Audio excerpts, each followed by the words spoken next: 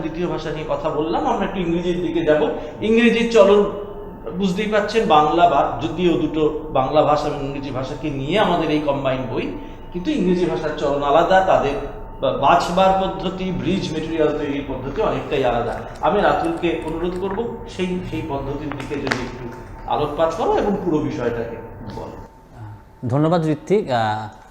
ঋত্বিক এবং রুদ্রদা অলরেডি বলেছে যে this bridge material has basically two components, দুটো ধরনের উপকরণ দিয়ে তৈরি। একটা হচ্ছে সেতু নির্মাণ, ব্রিজ, আর একটা হচ্ছে কাইন্ড অফ ফাউন্ডেশন, কোনো একটা কিছুতে ঢুকছে, প্রবেশকের কাজ করবে। So in case of English as well, ইংলিশের ক্ষেত্রেও আমরা we have kept both this components, bridge and the foundation component. Now বাংলার মতোই ইংলিশেও দুটো ল্যাঙ্গুয়েজ, ইংলিশ কখনো ফার্স্ট ল্যাঙ্গুয়েজ হিসেবে কারোর আছে কোনো স্টুডেন্টের, এবং কারোর ক্ষেত্রে সেকেন্ড ল্যাঙ্গুয়েজ আছে। ফার্স্ট ল্যাঙ্গুয়েজ এবং সেকেন্ড ল্যাঙ্গুয়েজের ক্ষেত্রে কিন্তু দ্য ট্রিটমেন্ট ইজ ডিফারেন্ট। কারণ ফার্স্ট ল্যাঙ্গুয়েজের ক্ষেত্রে লিটারেচার তার কাছে একটা ডেস্টিনেশনের কাজ করে, সে ল্যাঙ্গুয়েজটা অলরেডি খানিকটা জানে বলে ধরে নেওয়া হয়, and literature is the kind of destination. At the same way second ল্যাঙ্গুয়েজের ক্ষেত্রে the case is just the opposite. লিটারেচারকে ইউজ করা হয়, বিভিন্ন টেক্সটকে ইউজ করা হয় as the way to reach the destination, যেটা কিনা ল্যাঙ্গুয়েজ। সো ফার্স্ট ল্যাঙ্গুয়েজের ক্ষেত্রে আমরা লিটারেচারকে ট্রিট করেছি অ্যাজ ডেস্টিনেশন, তার এস্থেটিক ভ্যালু পাওয়া, তার ইমাজিনেটিভ কোয়ালিটি বুঝতে আস্বাদন করতে পারা, কেননা সেই ল্যাঙ্গুয়েজটা খানিকটা জানে বলে ধরে নিচ্ছি, অ্যাজুমড। এবং সেকেন্ড ল্যাঙ্গুয়েজের ক্ষেত্রে সো ইটস অ্যাজুম যে লিটারেচারটা would work as a kind of a way to reach the destination, যেটা কিনা তার অ্যাপ্লিকেশন অফ ল্যাঙ্গুয়েজ।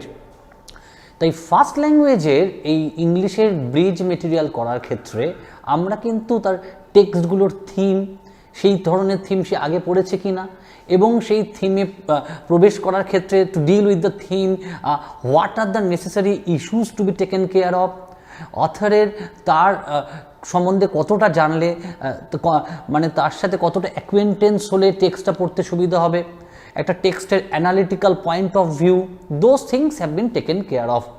এবং আমরা যখন ফার্স্ট ল্যাঙ্গুয়েজের ইংলিশ ফার্স্ট ল্যাঙ্গুয়েজের টেক্সটগুলোকে ডিল করেছি, আমরা কিন্তু তার এস্থেটিক টাচটা, তার লিটারেরি পয়েন্ট অফ ভিউগুলো, those things have been discussed in a very detailed manner, and there are many questions followed by the discussion.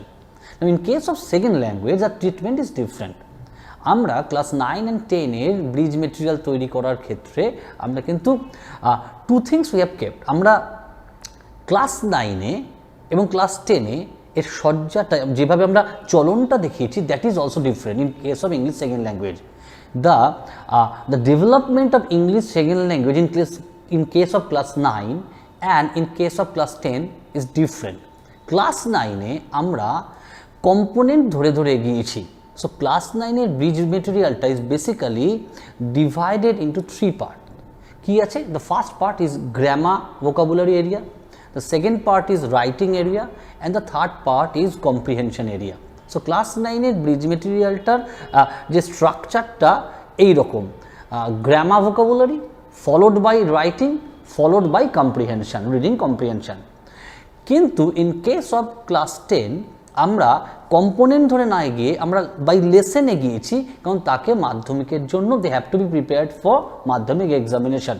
So এই জায়গাটা যারা সেকেন্ডারি লেভেলে আপনারা class 9 and 10, when you get the bridge material, you will see the bridge material for class 9, the structure of bridge material for class 9 হচ্ছে grammar vocabulary followed by writing followed by reading comprehension, and in class 10 the material is divided into lesson 1, lesson 2 follow করে করে গেছে। এই জায়গাটা একটু খেয়াল রাখবেন। we have done it keeping the মাধ্যমিক প্যারামিটার in mind, যে মাধ্যমিকের জন্য যেন ক্লাস 10 এক্সামিনেশন ওরিয়েন্টেড হয়েছে, মাধ্যমিক এক্সামিনেশনের কথাটা মাথায় রেখে তৈরি হতে পারে। That's one thing.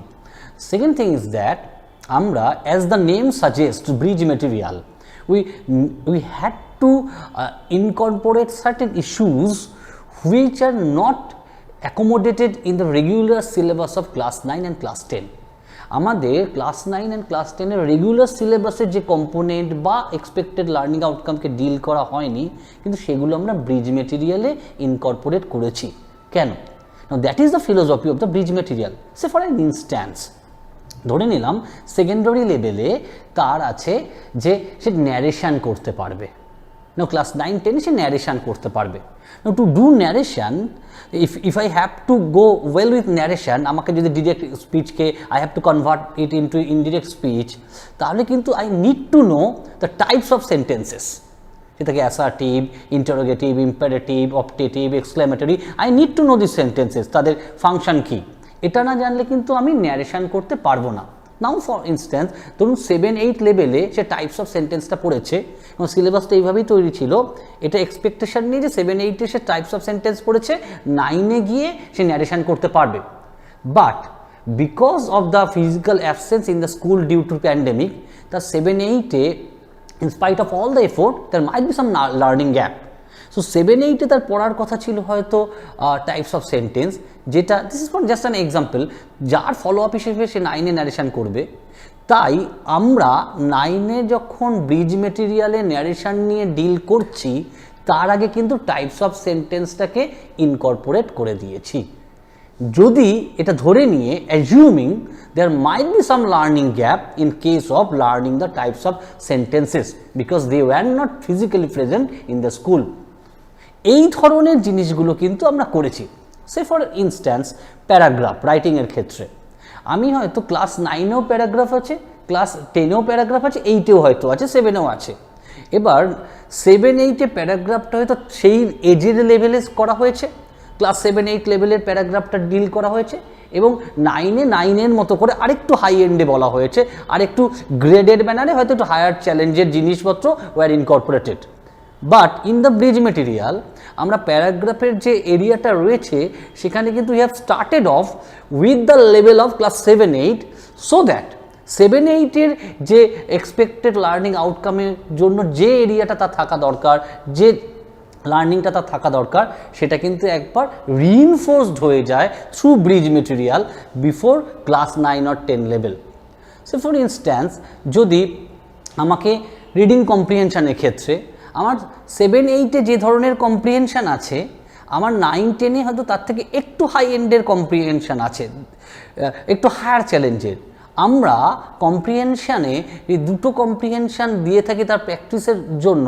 আমরা একটা হয়তো দিয়েছি 7-8 লেভেলে ফলোড বাই একটা তার লেভেলের, তার মানে 9-এ যদি আমার there are two comprehension passages for working out, so one has the quality or difficulty level of class 7-8, another has the difficulty level of class 9। এইভাবে প্রত্যেকটা কম্পোনেন্টের ক্ষেত্রেই, প্রত্যেকটা পয়েন্টেই আমরা সেই ধরুন ক্লাস 9-এর for class in case of class 9 যে difficulty level has to be is expected, আমরা তার আগে 7-8-এর লেভেলের কিছু জিনিস ইনকর্পোরেট করে নিয়েছি, বিকজ ইটস ভেরি ইম্পর্টেন্ট। মানে আমি যদি কেন ব্রিজ মেটেরিয়াল কথাটা আসে কেন, যদি আমাকে পাস্ট পারফেক্ট টেন্স জানতে হয়, আমাকে অবশ্যই প্রেজেন্ট পারফেক্ট টেন্স জানতে হবে।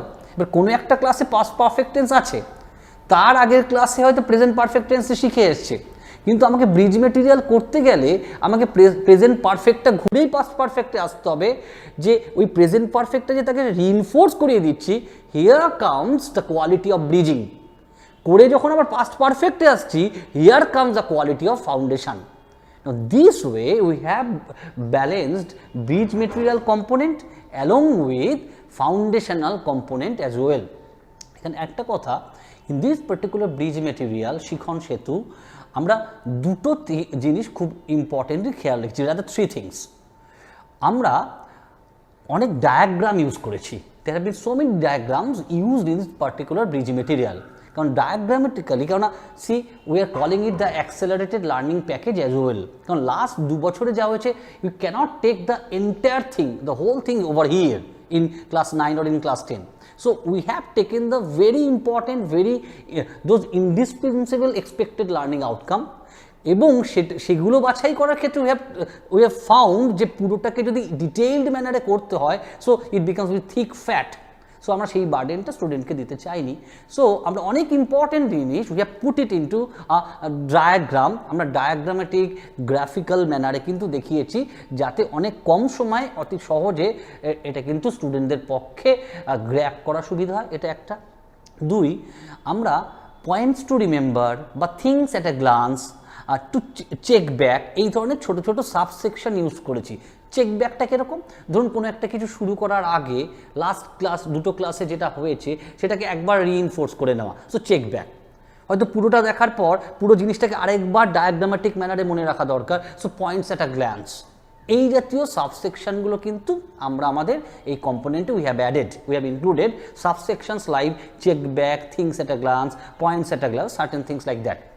And after the each component, after deliberation of each component, after discussion of each component, আমরা কিন্তু we have kept an activity section. যে activity sectionটা would help us to understand whether the students could achieve the expected learning outcome of that particular topic or chapter. প্রত্যেকটা component বা টপিকের শেষে আমরা activity রেখেছি, যে অ্যাক্টিভিটিগুলো would help us to evaluate যে সে সত্যি এই আউটকামটা অ্যাচিভ করতে পেরেছে কি না। এবং সত্যি বলতে কি আমরা টপিকের শুরুতেও কিন্তু সেই টপিকটা কোন লক্ষ্যে, কোন আউটকামকে মাথায় রেখে, কোন ভাবনাকে মাথায় রেখে the topic has been set, সেটা কিন্তু we have mention. So at the beginning of the topic we can understand this topic is going to deal with this, and at the end of this topic the students are expected to do certain things like this. এটা আমরা আমাদের রেখেছি। এবং in the discussion এরিয়াও আমি একটা কথা খুব importantly আপনাদের সাথে শেয়ার করব। In the discussion area also we haven't come from definition to example, the process is not that. What we have done is that, say for case of simple complex compound sentence, we have given say set 1, set 2, set 3. In set 1 there are some simple sentences, কিন্তু আমরা প্রথমে বলছি না that they are simple sentences, we are giving just some sentences. In set 2 there are some sentences, and in set 3 there are some sentences. Now followed by the exposure of the sentence, এবার আমরা exposure followed by another explanation. Set ওয়ানের সেন্টেন্সের ক্যারেক্টারিস্টিক্সগুলো কী সেটা বলছি, এবং this in a sentence this characteristics are present, তাকে সিম্পল সেন্টেন্স বলা হয়। সো প্রথমে আমরা রাখছি exposure, followed by explanation, followed by concretization through definition. আবার এরপর আসছি সেট টুকে নিয়ে। We are saying that in set two we have got this sentences. Now in this sentences we are finding this characteristics are present, এইভাবে explain করছি। And followed by this explanation, we are concretizing it through definition that if in a sentence these particular components are present, we call it a complex sentence. এইভাবে কিন্তু ডেলিভারেশনটা চলছে। আবার একই সাথে এই simple complex compound সেন্টেন্সটা start করার আগে, before commencing this simple complex compound sentence, it's very important যে আমার ক্লজটা জেনে থাকা দরকার। নাও ক্লজ কম্পোনেন্টটা হয়তো সে আগের দুটো ক্লাসে করে আসার কথা, কিন্তু we have accommodated clause also before the beginning of simple complex compound sentence, because ওই ক্লজের এরিয়াটা would work as bridge material। আর যখন সে একেবারে তার রেগুলার এই পয়েন্টটাই চলে আসছে সিম্পল কমপ্লেক্স কম্পাউন্ড, এটা তার কাছে ফাউন্ডেশনাল মেটেরিয়াল হিসেবে কাজ করছে। So there is a balance between bridge component and foundational component in this Shikhon Setu for class 9 and class 10. And there are activities which will help you to evaluate, to understand whether the children, whether the students have really grabbed the outcome expected out of the topics. এবং আমাদের মনে হয় এই particular মেটেরিয়ালটা Hrithik, রুদ্রদা যেমনভাবে বলছিলেন যে প্রথম 100 days বা 3.5 months করেই শুধু শেষ নয়, যখন যেমন দরকার, as and when required, you please use this material keeping close connection with the regular syllabus, regular textbook. আপনার ইভ্যালুয়েশনের সময় হোক, প্রথম 3-3.5 মাস তো বেসিক্যালি এটাই পড়া হবে। সো প্রথম সামেটিভের ইভ্যালুয়েশনটা কিন্তু এখান থেকেই হবে, এবং এরপরে with the passage of time যখন আপনি অন্য ক্ষেত্রেও যখন মনে হবে যে রেগুলার সিলেবাসের সাথে এটাকে কানেক্ট করবেন, করে নেবেন। এবং আপনার যদি মনে হয় ইভ্যালুয়েশনের ক্ষেত্রে ওই ব্রিজ মেটেরিয়ালকে will use it for evaluation for second বা third summative evaluation, you can use that. So then Ritwik বলছিল একটা কথা খুব ইম্পর্টেন্ট, দুটো ওয়ার্ড ইউজ করেছে ঋত্বিক অ্যান্ড রুদ্রদা। একটা হচ্ছে the flexibility, the basic component of the material is that flexibility. আপনি আপনার ক্লাসে, আপনার এরিয়ায়, আপনার স্টুডেন্টদেরকে নিয়ে কাজ করতে করতে আপনি বি ফ্লেক্সিবল, আপনার যেমনভাবে মনে হবে এই মেটেরিয়ালটাকে কাজে লাগান, দ্যাটস ভেরি ইম্পর্টেন্ট। কিন্তু এমনভাবে কাজে লাগান, ঋত্বিক আরেকটা কথা আগের সেশনে বলছিল, যে জার্ক, যে 2 বছরের ফিজিক্যাল অ্যাবসেন্সের পর স্কুলে আসার পর তার যে একটা সোশ্যাল, তার যে একটা ইমোশনাল, তার একটা পেডাগগিক জার্ক হয়, সেই জার্কটাকে যতটা কনভার্ট করা যায় স্মুথনেসে, জার্কটাকে রিপ্লেস করা যায় স্মুথনেস দিয়ে, এই ব্রিজ মেটেরিয়াল আশা করি শিখন সেতু সেই ব্যাপারে অনেক সাপোর্টিভ হবে। And this bridge material we expect to be very successful, very popular among the teachers, among the students in achieving its aim. Thank you Ritwik. আমাদের আলোচনা তো প্রায় শেষ, বুঝতেই পাচ্ছেন। একটা জিনিস খেয়াল রাখবেন, এই যে ধরুন সেটা বাংলা ভাষাই হোক বা ইংরেজি ভাষাই হোক, চলন ভিন্ন হলেও আমাদের এই শিখন সেতু এর চেহারা কিন্তু সাধারণভাবে যে আমাদের টেক্সট বই তার সঙ্গে আলাদা। তার কারণ এতক্ষণে আমাদের আলোচনা থেকে আপনারা নিশ্চয়ই বুঝে গেছেন।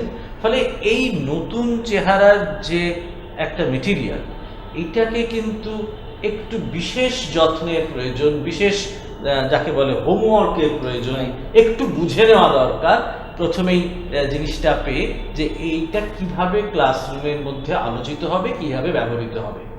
আমাদের এই কাজটি আপনারা, আমি আগেও বলেছি, আগের সেশনে বলছিলাম যে এর কোনো নমুনা আমাদের সামনে ছিল না।